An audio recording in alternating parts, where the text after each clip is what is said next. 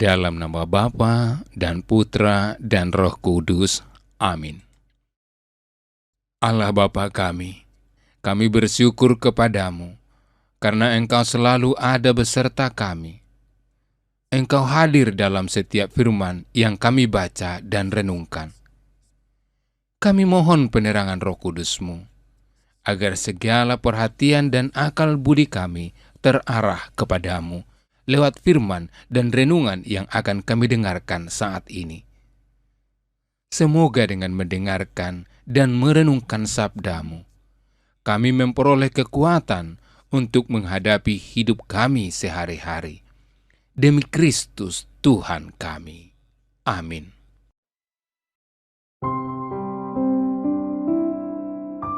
Jikalau dunia membenci kamu, ingatlah bahwa ia telah lebih dahulu membenci aku daripada kamu.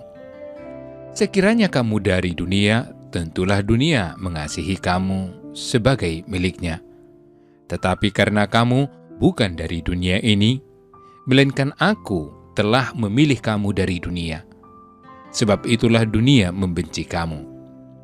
Ingatlah apa yang telah kukatakan kepadamu. Seorang hamba tidaklah lebih tinggi daripada tuannya.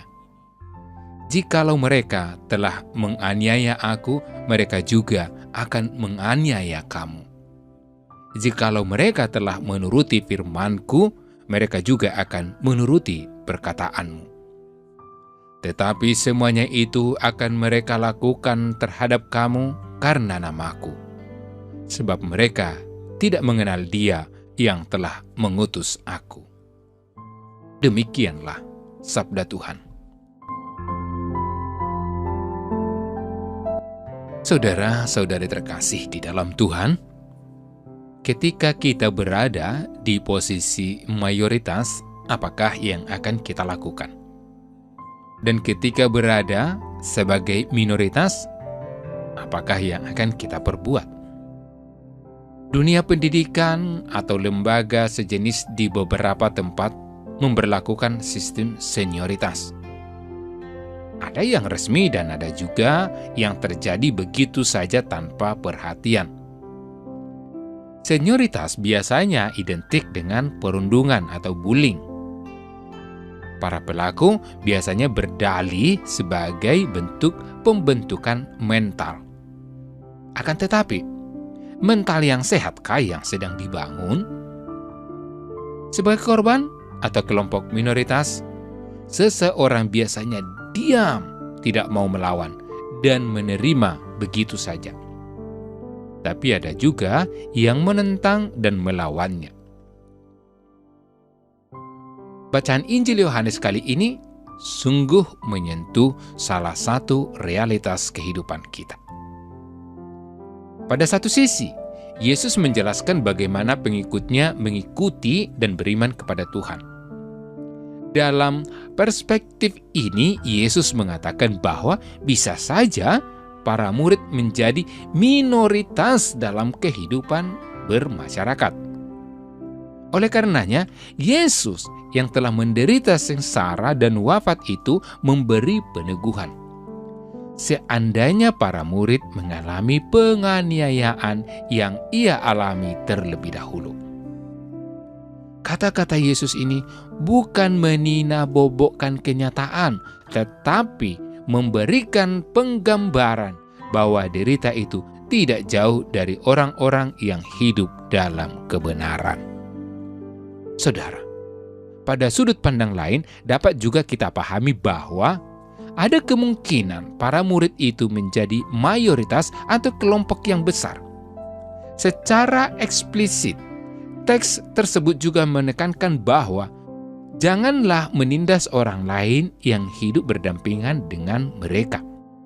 Yesus lagi-lagi menyampaikan bahwa penderitaan tidak jauh bila ingin hidup dalam kekudusan. Yesus sungguh-sungguh memotivasi para murid dengan spirit yang kuat dan berkobar-kobar.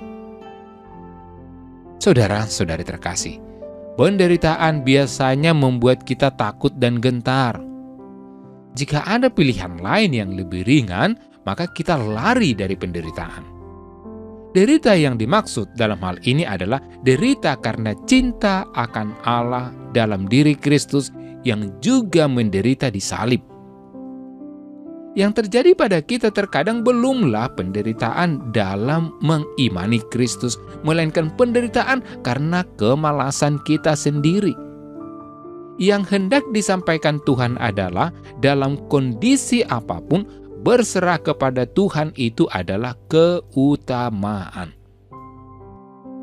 Dalam situasi kita mungkin sebagai minoritas dalam hal apapun, jangan hanya mengeluh atau protes tak beralasan. Kita diundang teguh dan sabar menghadapi semuanya. Sementara mengolah batin itu pula lah, kita mencoba menghadapi tantangan hidup dengan mengusahakan hak-hak dengan cara yang baik juga. Perundungan yang dialami hendaknya dipahami sebagai olah rohani kita agar lebih kuat menghadapi tantangan hidup. Namun, perlu juga kita membuka suara agar perundungan juga dihentikan. Apakah kita telah memulai usaha tersebut dalam lingkup keluarga, lingkungan, gereja, atau berbangsa dan bernegara?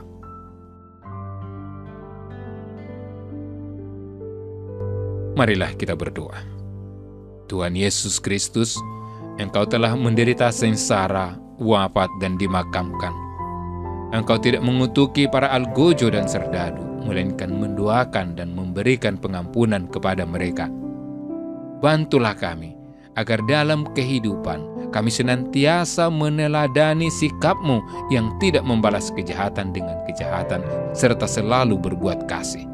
Semoga kami mampu mengampuni siapapun yang telah bersalah kepada kami, sehingga kami pun layak dibangkitkan bersama Engkau dalam kehidupan kekal di surga kelak.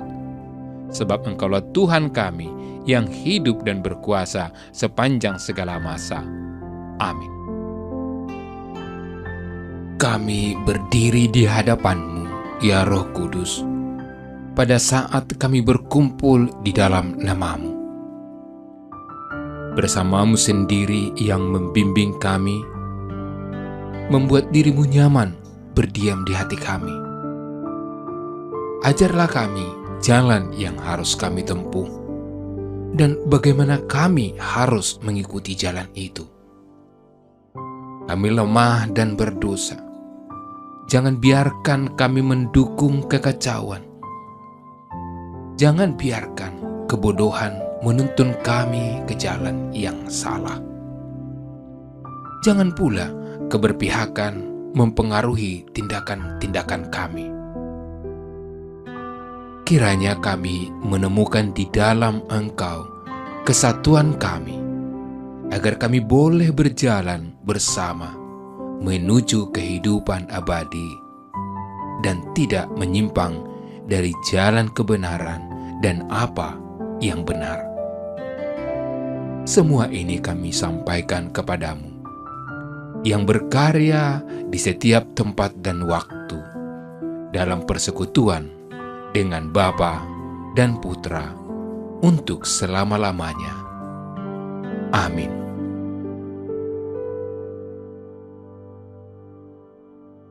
Bapa kami yang ada di surga, dimuliakanlah nama-Mu.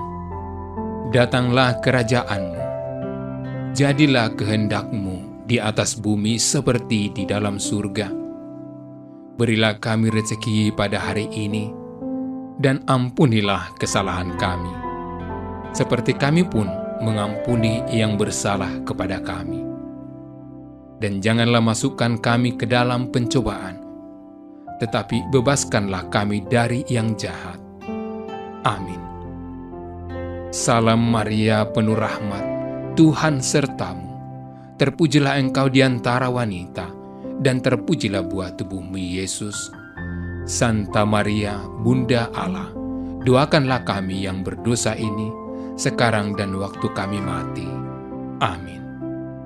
Kemuliaan kepada Bapa dan Putra dan Roh Kudus, seperti pada permulaan, sekarang, selalu, dan sepanjang segala abad.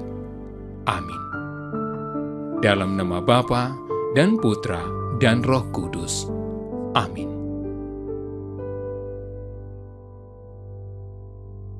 Terima kasih sudah menyaksikan renungan hari ini.